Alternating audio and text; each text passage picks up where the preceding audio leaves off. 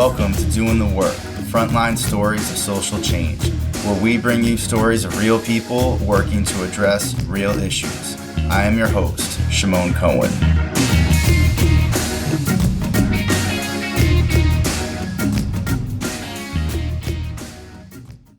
In this episode, I talk with Elissa Hardy, who is the Community Resource Manager at the Denver Public Library in Denver, Colorado. Elissa details the evolution of library social work and how social workers and peer navigators work with librarians to serve diverse populations across 26 total locations. We discuss the work Elissa and her team carry out providing social work services to library customers experiencing a range of issues such as homelessness, immigration and refugee status, gentrification, access to benefits, mental health, reentry from incarceration, and much more. Elissa explains how her team has been able to intervene with people struggling with addiction, specifically opioid use, and how they have stopped over 23 overdoses. She also shares her story of how she got into this work. I hope you enjoy the conversation.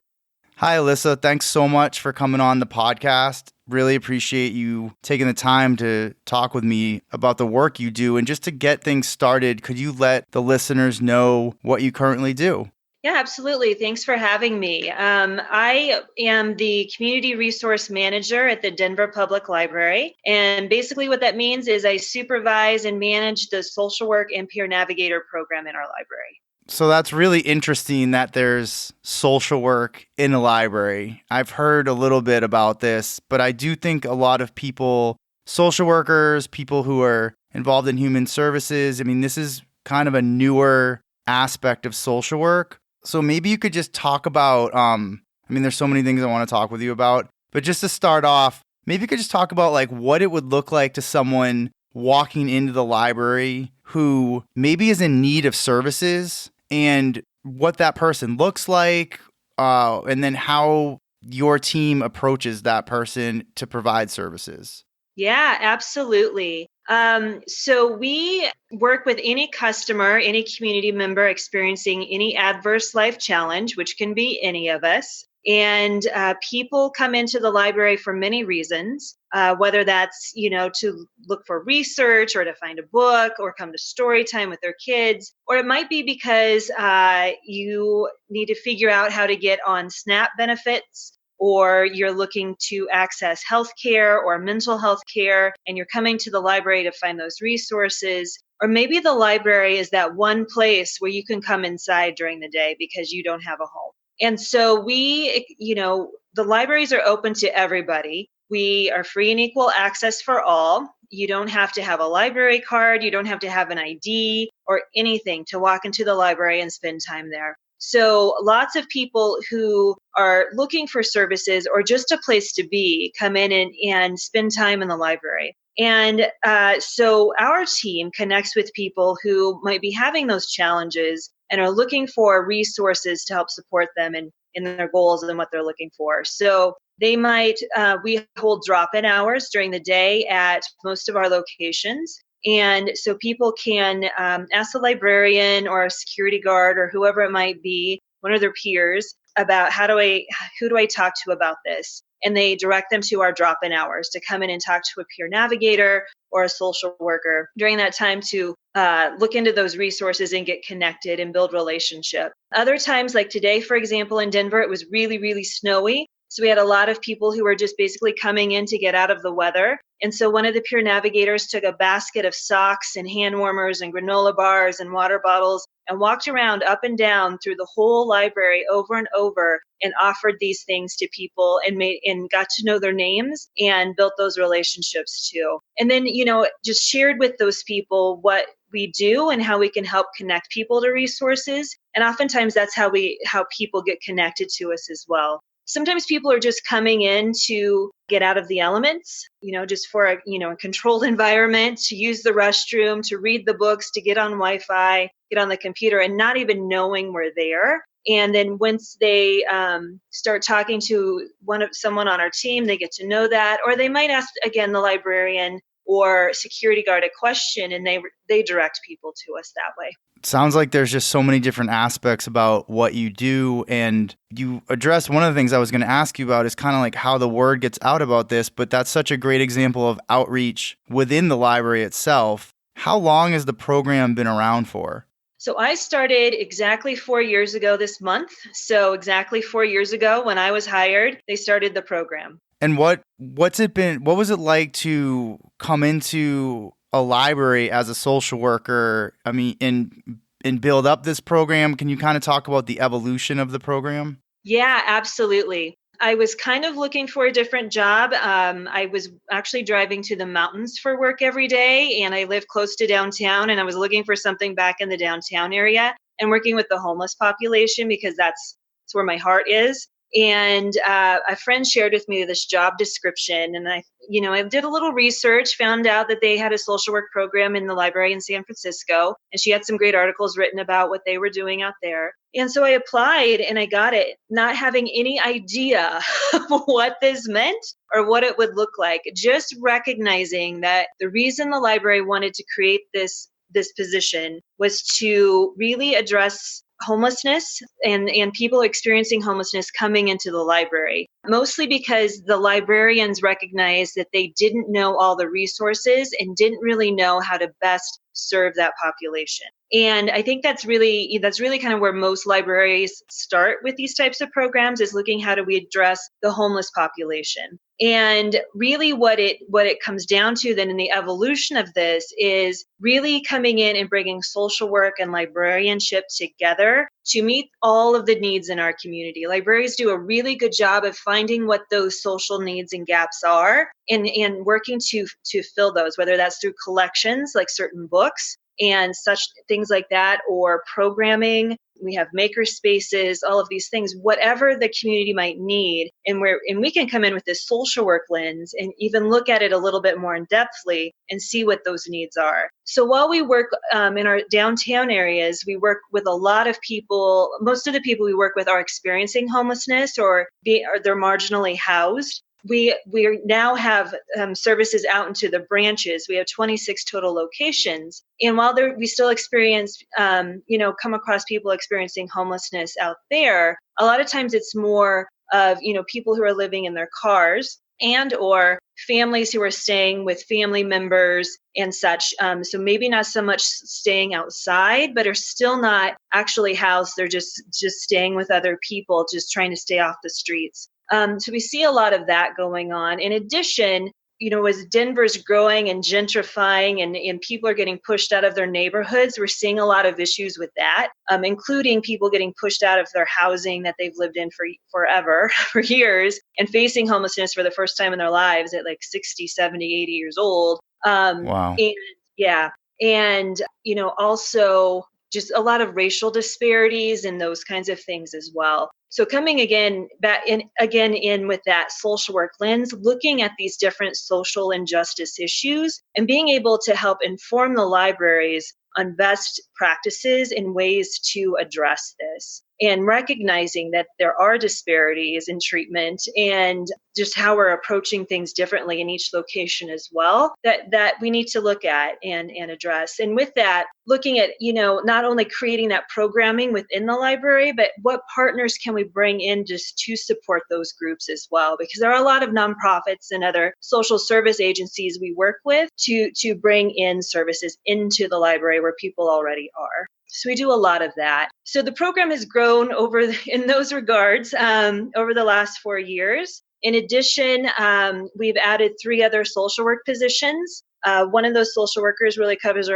our downtown area. The other one, she's on the west side, and she also supports our immigrant and refugee programming. And then the other one on the east side, and she covers a lot of our children and family stuff that comes up. And we were able to create a really successful peer navigator program as well. So we have 6 peer navigators on our team. And these are people with lived experience, from anything from having experienced homelessness to substance use issues, living with a mental health diagnosis, being an immigrant or from a family who immigrated here, just different life experiences, because we're trying to match people with the customers we're working with to build those relationships. and make those connections. It's just incredibly impressive what you're talking about. And, I think about the library, a public library, in the sense of, and what you're saying is like, it's really converting this public space into this kind of like one-stop, I don't want to say one-stop shop, but kind of like this clinic where people can come in and then get services there, but then get linked to services in the community. And it really just makes sense. How was it received from the library's perspective at first? Like, how has this kind of been received in the beginning, and then, of course, where things are at now? Yeah, it has been an interesting ride. I can tell you that. Yeah. Clearly, we had some buy-in before they created my position. Otherwise, this wouldn't have even happened. And that started with a group of librarians that formed a committee and wanted to hire a social worker and proposed that to administration and to the board and then to the city, as we're a city agency, to create that. With that being said, the city initially said, you can try this for 2 years. We'll see what happens. We're not really sure the library needs this. But once I came in, we started seeing how we could make some change. They made my position permanent within a year, and we added a second social worker at that time. So the city bought in pretty quickly. Most of our board did as well, but some of our board members, as well as some of our staff members, were really unsure at first. There was a lot of concern about mission creep. And, kind of that whole idea, if you build it, they will come. So if you bring social services into the building, you're inviting more people in. And what we've learned is that isn't true. The people are already there. We've increased staff on the team. We have a lot more contacts with people. We have that, we measure that. But these aren't people that are just now coming to the library because they heard there are social workers there. These are people who are coming to the library anyway. We just didn't know that they had those needs. So demonstrating that and explaining that and discussing that with our staff is really important in our board and other community members who might question this, because it dispels some of those myths. And, I kind of explain it as, the library is this public space. So if you imagine the public and you just put like 4 walls around it, that's the library. We're just really, what we have inside our walls is just, like a sample, an example of what's happening in our communities. So we really have this unique place within the library to identify what those needs are in the community that we might not be able to recognize in other ways. And that can help inform policy and things like that. In addition, we had a lot of concern around this when we started having an increase in opioid overdoses in our library a couple of years ago with the opioid crisis going on. And what we were able to do at that time is we started carrying Narcan in the library. So we have over 3/4 of our staff trained. We have about a total of 600 staff in our system. So over 500 people are trained in how to use Narcan, and we've saved over 23 lives, or 23 lives at this point with Narcan from overdose. And so we just really took that approach of like, no, we're going to make a change. We're going to do something about this, and just really, expressing that and kind of using the library as an example of what the rest of the community can do. Yeah, it's just so interesting, and the fact that you've got this harm reduction approach within a library and that you've gotten this buy-in is just so impressive. You talked about some of the different specific populations. You said immigrant and refugee, and there's some programming. Could you describe what kind of programming exists, like some details of the programming? Yeah, absolutely. I first of all want to kind of talk about that harm reduction piece just for a second. And it's really recognizing that a library is harm reduction. We're helping reduce harm in many ways by helping people get out of the elements, come in, use the phone, get online, make these connections. All of these things are actually harm reduction within themselves. So whenever that question comes up, because we know harm reduction can be controversial, is like we're already doing it by existing. There's no reason we shouldn't have Narcan. There's no reason we shouldn't have sharps containers in the bathroom. And we should be collaborating with our syringe access programs to make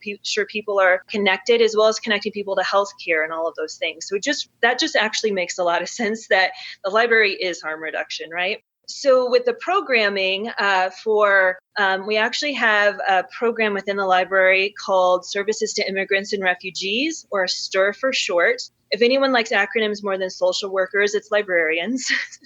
I had to learn a new language walking in the door.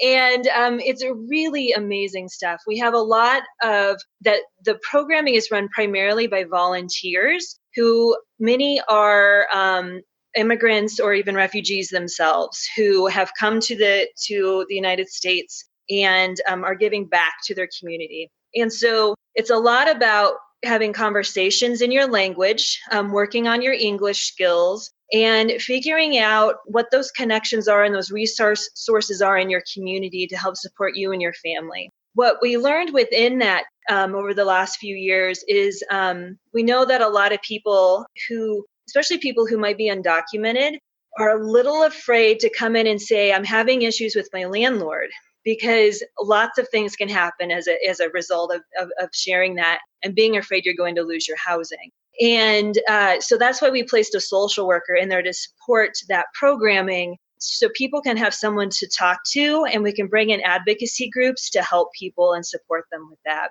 We've got a long ways to go in what we're doing. We're actually collaborating with an agency that supports that population to create a Know Your Rights training. So just to have people come in to know what their rights are, especially if ICE should show up or other immigration concerns. So we're doing a lot of that work as well to help people feel, informed and empowered in those situations. We also have, we received a grant a couple of years ago, and we've carried some of the programming on from this grant that we started with it.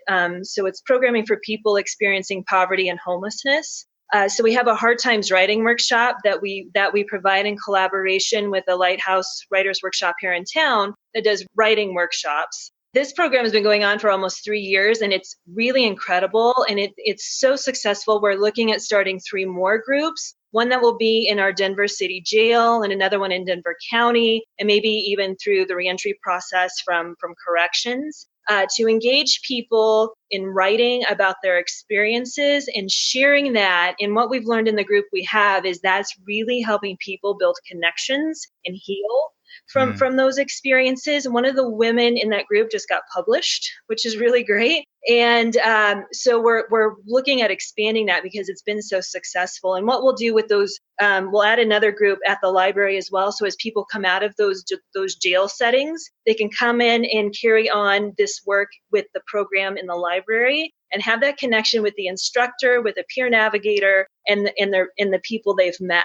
to build those bridges and those relationships. Another program we do is our Coffee Connections. There are different libraries around the country that do a coffee and conversation. So this is our version of that, where we have different staff host coffee and donuts once a month for people experiencing adverse life challenges, basically. So people come in, staff serve them coffee and donuts. So we're serving people. And we have arts and crafts. So people have something to do with their hands while they're trying to make conversation because people feel more comfortable with that.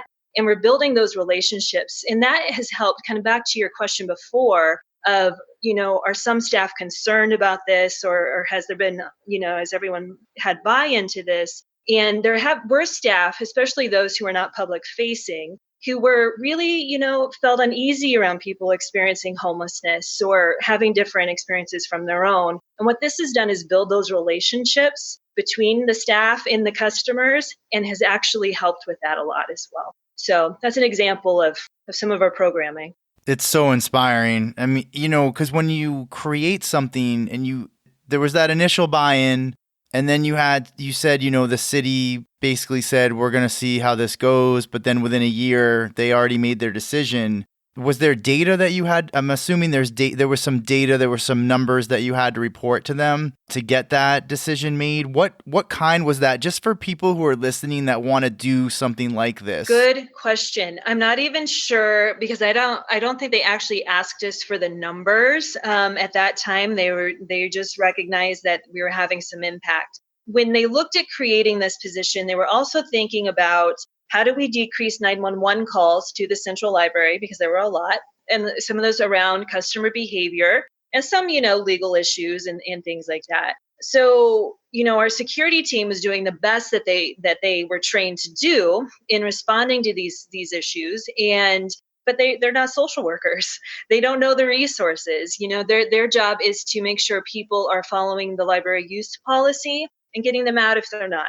So what we've been able to do, and I think in that first year, what we did is really demonstrated like having social work really closely with our security team on doing some training with security, responding with security to those situations. I've walked into more bathrooms to respond with security than I ever thought I ever would, and Right. just helping to kind of role model and show that also with that trauma informed piece that a lot of the people that we encounter have experienced trauma, and being able to just sit with someone and say, I know you're having a bad day, let's talk about it for a little bit, versus what you're doing is wrong, you have to leave, can go a long ways. So just demonstrating that. We didn't really have a decrease in 911 calls right away, but it was really, we kind of started showing some trends of the reasons why we were calling 911 and why we weren't anymore.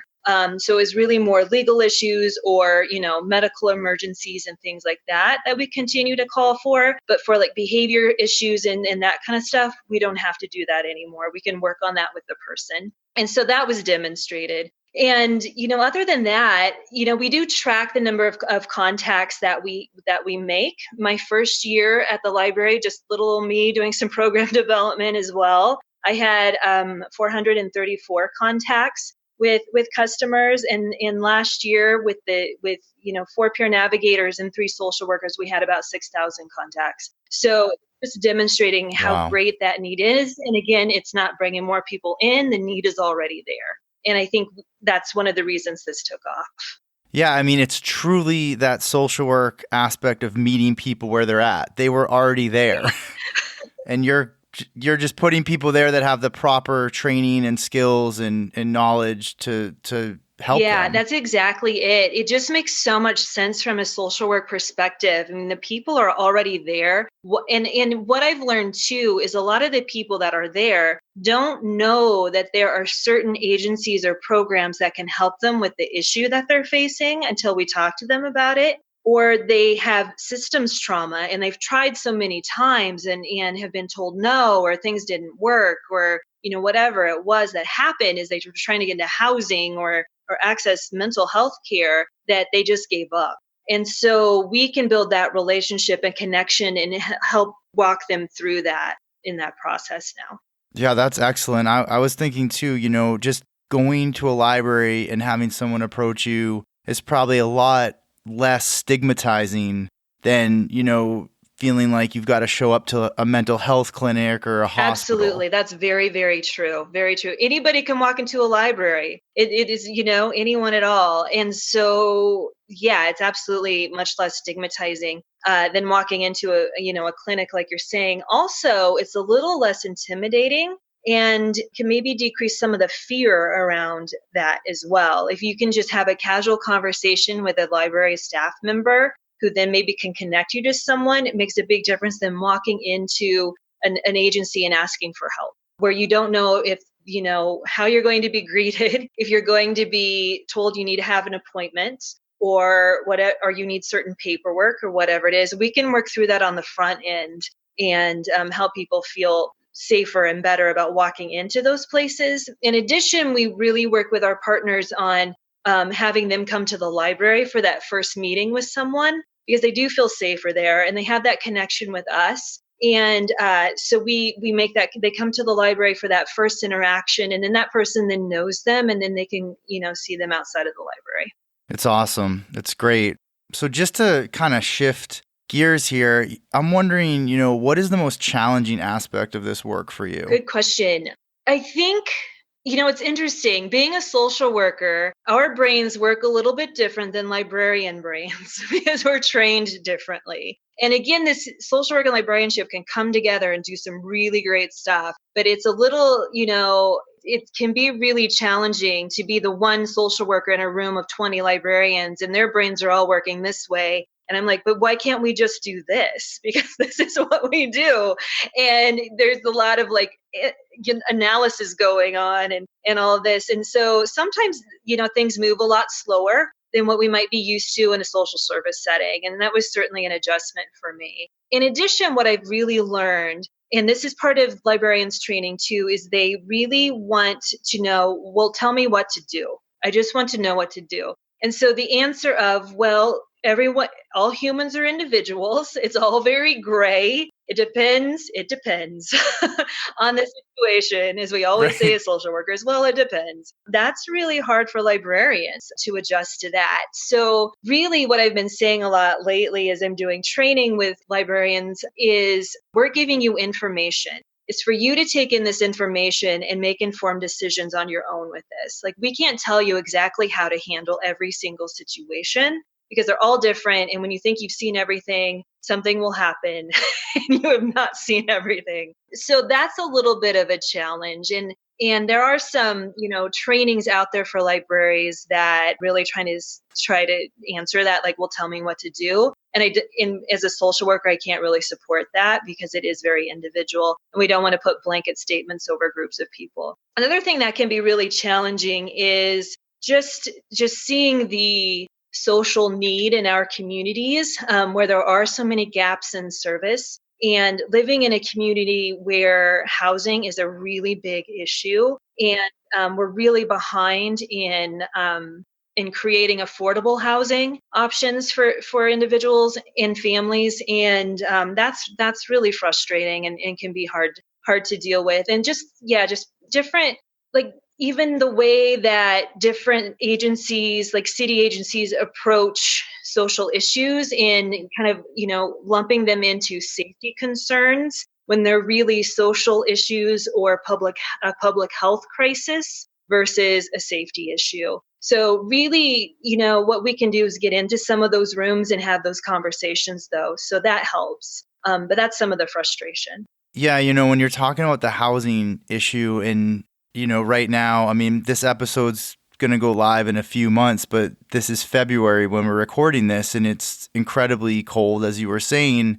It's a life or death issue, right? I mean, being homeless in Denver, Colorado is a life or death issue compared to maybe being homeless somewhere like where I am in Miami, which it's still a very serious issue, but the repercussions in Denver are life or death. Right, exactly. And honestly, like, our weather isn't even as bad. I can't even imagine, what's going on in Michigan with this polar vortex, and Chicago, these other Midwestern cities and areas where you can't be outside. And I've really been thinking a lot about people who are unhoused during this time. But yeah, we see a lot of, in the wintertime, a lot of issues around frostbite and things like that. And then in the summer, it gets really warm here and we're at high altitude. So people get dehydrated really quickly if they're new to town, especially, and they're not used to that. And sun exposure is a really big deal as well. Wow. There's you see it all there. You really do. It's pretty impressive. So I was wondering, how did you get into this work? How did you get into social work, if you're comfortable, saying anything Sure, about absolutely. that? When I was in college, I started out as a major in broadcast journalism. I was going to be the anchor woman on the news. And I remember being in one of my journalism classes, and we were writing a story about, it was a made up family, but a family that had lost their home in a fire. And I remember thinking, as I'm writing the story, I was like, I don't want to expose these people's trauma to the rest of the world. I would actually rather like to get in there and help these people. And so I took the intro to social work class just to kind of see what it was about. I was always interested in psychology and such. And it clicked. And I was like, oh, this makes sense. Right. That is awesome. I now know, having grown up in a family where, we didn't talk about emotions and there was some other stuff, like adverse experiences that happened. I now recognize that's part of why, we all have our stuff that brings us to this work. And I really had a desire to really work with people who were experiencing substance use issues, because I had a little bit of that myself and had a lot of friends who, really, I was able to get some help and change some things in my life, but I had friends who didn't, and really wanted to get in and help with that. So after I finished grad school, I worked in an adolescent treatment program. And this was in Omaha, Nebraska, where I went to grad school. And then moved to Denver in a couple of years after that, after I got my clinical license, and worked for a homeless agency downtown. Not really thinking I'd ever work with the homeless population, but it's like, well, check it out. It's a job to get me to Denver. We'll see what happens. And I fell in love with the population and really enjoyed working with them.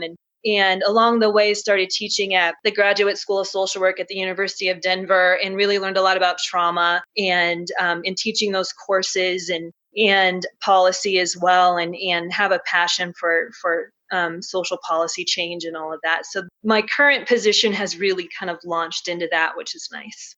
It's a great story on so many levels, the personal aspects of it. And you're right. I mean, most people that are in social work have some story to tell. And I like asking people their stories because I think it's important that it gives others a way to identify and relate. I think people who are doing the work already, or people who are thinking about getting into it, or students who are listening. And then the part about the class where you decided, like, I want to help this family. I don't want to tell this is on the news. That's such an that's the first time I've heard a story like that. So that's pretty cool. Yeah, it's interesting now because we have a lot of media coverage, and I think about that all the time.